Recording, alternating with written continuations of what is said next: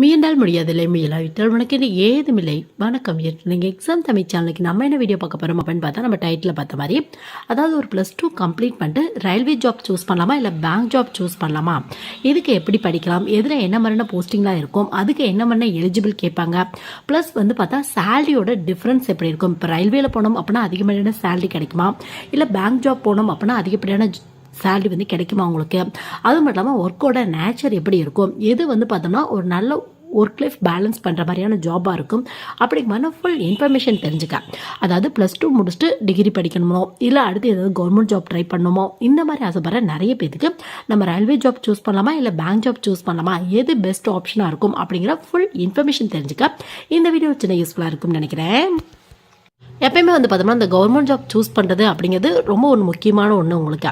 அதாவது வந்து பார்த்தோம்னா உங்கள் ஸ்கில் பேஸில் வந்து நீங்கள் சூஸ் பண்ணணும். இப்போ மேக்ஸ் நல்லா வரும், நீங்கள் வந்து இந்த ரீசனிங் ஆப்டியூட் டாப்பிக்லாம் நல்லா போடுவீங்க அப்படின்னா ரயில்வே, எஸ்எஸ்சி, அது மட்டும் இல்லாமல் பேங்க் ஜாப் இந்த மாதிரி சூஸ் பண்ணிக்கலாம்.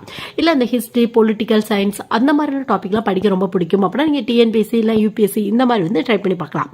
ஸோ இந்த மாதிரி ஒரு ஜாப் வந்து சூஸ் பண்ணும்போதே உங்கள் ஸ்கில் பேஸில் எப்படி இருக்கும், அது மட்டும் இல்லாமல் நீங்கள் படித்ததுக்கு ஏற்ற மாதிரியான ஜாப் எதுவாக இருக்கும், முடிஞ்ச அளவுக்கு என்ன பண்ணுங்க அப்படின்னு பார்த்தா கவர்மெண்ட் ஜாப் சூஸ் பண்ணும்போது டெக்னிக்கலா சூஸ் பண்ணுங்க. இப்போ டெக்னிக்கல் ஜாப் அப்படின்னா என்ன சொல்லுவாங்க அப்படின்னு பார்த்தா நீங்க படிச்சது ரெலவெண்டான ஜாப் தான் டெக்னிக்கல் ஜாப் அப்படின்னு வந்து சொல்லுவாங்க உங்களுக்கு. ஸோ முடிஞ்ச அளவுக்கு டெக்னிக்கலா சூஸ் பண்ணீங்க அப்படின்னா ஒர்க்கும் நீங்க என்ன படிச்சீங்களோ அது ரெலவெண்டா தான் கொடுப்பாங்க. கொஸ்டின்ஸும் நிறைய வந்து பார்த்தோம்னா ஒரு 50-60% மேல வந்து பார்த்தோம்னா நீங்க என்ன படிச்சீங்களோ அது ரெலவெண்டா தான் கேட்பாங்க உங்களுக்கு. ஸோ இப்போ ஒரு டிகிரி முடிச்சுட்டு நீங்க ஒரு டெக்னிக்கல் ஜாப் போறப்ப ஒரு கொஸ்டின் பேப்பர் டிசைன் பண்றாங்க அப்படின்னா உங்களுக்கு வந்து உங்க டாபிக்ல இருந்து நீங்க காலேஜில் படிச்ச பேப்பர்ஸ்ல இருந்து கொஸ்டின் கேட்கறனால கண்டிப்பா ஈஸியா வந்து பார்த்தா மார்க்ஸ் ஸ்கோர் பண்றதுக்கான அல்லது அந்த எக்ஸாமை கிராக் பண்றதுக்கான வாய்ப்புகள் நிறைய இருக்கும் உங்களுக்கு. ஸோ முடிஞ்ச அளவுக்கு வந்து பார்த்தா டெக்னிக்கலா ட்ரை பண்ணி பாருங்க. சப்போஸ் அப்படி இல்லை அப்படின்னா மட்டும் நீங்க காமனா எனி டிகிரி ஹோல்டர்ஸ்க்கான ஜாப் இல்லை பிஜி முடிச்சவங்களுக்கான ஜாப் இந்த மாதிரியான ஜாப் வந்து ட்ரை பண்ணி பார்க்கலாம். ஸோ இந்த மாதிரி +2 முடிச்சவங்களுக்கு ரயில்வே ஜாப் பெஸ்ட்டா பேங்க் ஜாப் பெஸ்ட்டா அந்த மாதிரி கேட்டிங்க அப்படின்னா கண்டிப்பாக ரயில்வேல வந்து பார்த்தா +2 முடிச்சவங்க வந்து நிறைய ஜாப்புக்கு வந்து அப்ளை பண்ணலாம். பட் பேங்க் பொறுத்தவரையும் பார்த்தா மினிமம் எலிஜிபிளே ஒரு கிளரிக்கல் ரேஞ்சில் நீங்கள் போகணும் அப்படிங்க ஆசைப்பட்டா கூட மினிமம் எலிஜிபிள் வந்து ஒரு டிகிரி முடிச்சிருக்கணும் அப்படிங்கிறதா வச்சிருக்காங்க உங்களுக்கு. பட் கிளரிக்கலோட ஸ்டார்டிங் சேலரி 20,000க்கு மேலே இருக்கும் உங்களுக்கு. பட் ரயில்வே பொறுத்தவரையும் 10th முடிச்சிருந்தீங்க அப்படின்னா குரூப் டி ட்ரை பண்ணி பார்க்கலாம். +2 முடிச்சிருந்தீங்க அப்படின்னா NTPC எக்ஸாம் ட்ரை பண்ணி பார்க்கலாம். NTPC அப்படின்னா நான் டெக்னிக்கல் பாப்புலர் கேட்டகரி அப்படிம்பாங்க.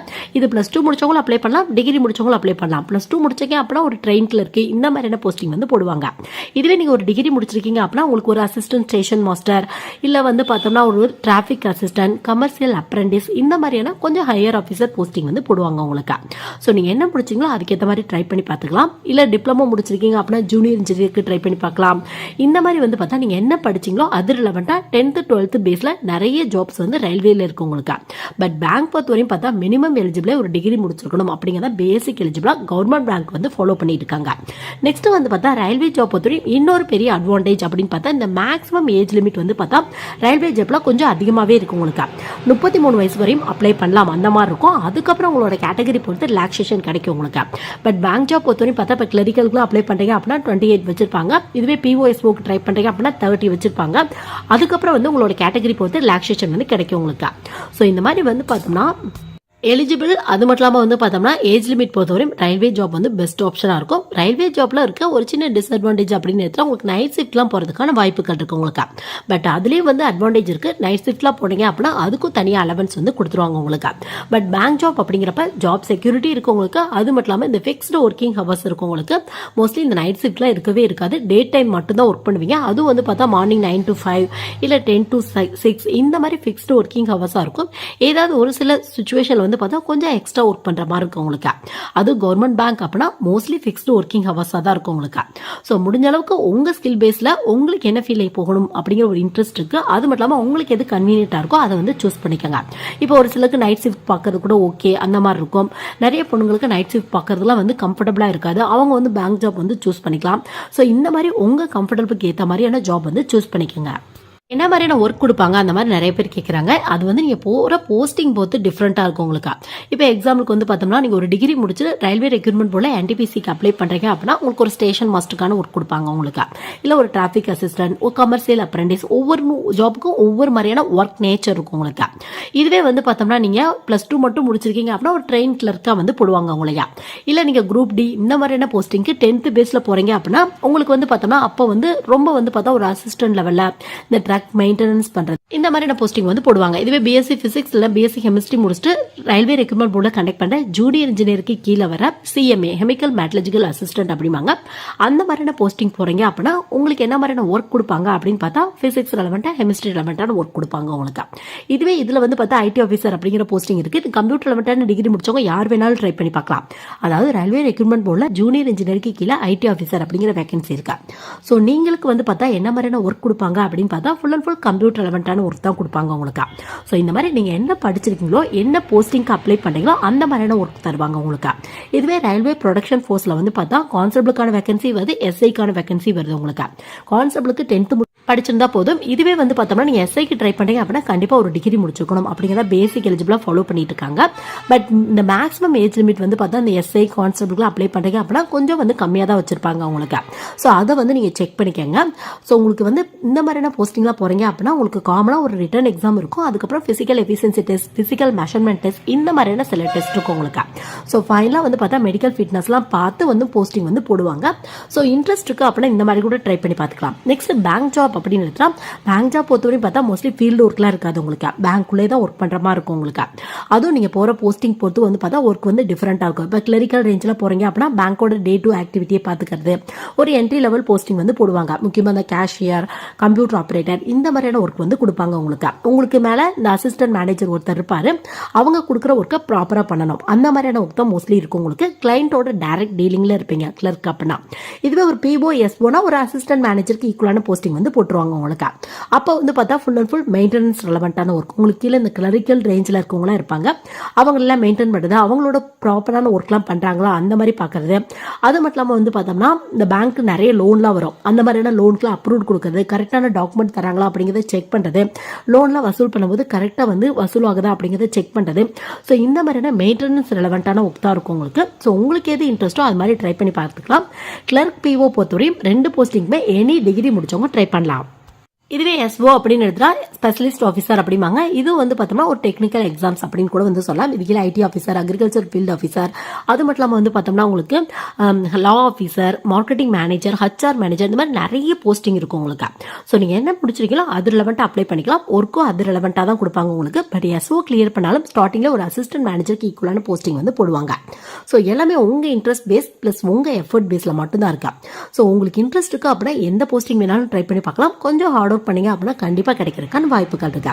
நெக்ஸ்ட் சிலபஸ் எப்படி இருக்கும் அப்படின்னு பார்த்தா நீங்க டெக்னிக்கலா போறீங்க அப்படின்னா இப்ப ரயில்வே ரெக்ரூட்மெண்ட் போர்ட்ல கண்டக்ட் பண்ற ஜூனியர் இன்ஜினியர், அது மட்டும் இல்லாம அசிஸ்டன்ட் லோகோ பைலட், இந்த மாதிரியான போஸ்டிங்லாம் போறீங்க அப்படின்னா டெக்னிக்கலா கொஸ்டின் நீங்க என்ன படிச்சீங்களோ அது ரிலவெண்டான கொஸ்டின் வந்து கேட்பாங்க உங்களுக்கு. இல்ல காமனா வந்து இந்த குரூப் டி, இல்ல கான்ஸ்டபிள், எஸ்ஐக்கான எக்ஸாம், என்டிபிசி எக்ஸாம் இதெல்லாம் ட்ரை பண்றீங்க அப்படின்னா காமனான டாபிக்ல இருந்து கொஸ்டின் கேட்பாங்க உங்களுக்கு. இதே மாதிரி தான் பேங்க் ட்ரை பண்றீங்க அப்படின்னா இப்போ எஸ்ஓக்குலாம் வந்து பார்த்தா குறிப்பிட்ட டாபிக்ல ஐடி ஆஃபீஸருக்கு அப்ளை பண்றீங்க அப்படின்னா ஃபுல் அண்ட் ஃபுல் கம்ப்யூட்டர் ரெலவெண்டான கொஸ்டினா வரும். அக்ரிகல்ச்சர் ஃபீல்டு ஆஃபீஸருக்கு அப்ளை பண்றீங்க அப்படின்னா ஃபுல் அண்ட் ஃபுல் அக்ரிகல்ச்சர் ரெலவெண்டான கொஸ்டினா வரும் உங்களுக்கு.